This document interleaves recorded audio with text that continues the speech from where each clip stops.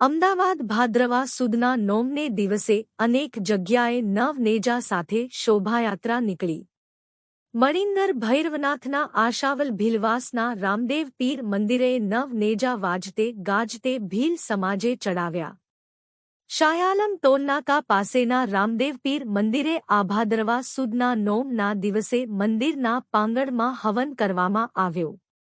આદિવાસી ભીલ સમાજે ઉમંગ અને ઉલ્લાસ સાથે રામદેવ પીરના હેલો અને હાથમાં નવનેજા હાથમાં લઈ રામદેવ પીર મંદિર એ નેજા ચડાવ્યા.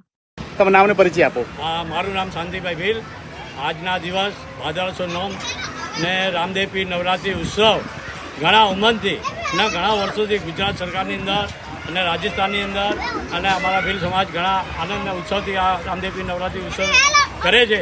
અને આજે ઓછામાં ઓછા મિનિમમ 200 માણસ આજે ઉપવાસ ઉપર છે. બધા બહેનો સાંજે 4 વાગે એમના પારણા થશે અને ધામધૂમથી રામદેવ પીર બાપાની ધજાનો આજે ધજાનો ચડાવે છે.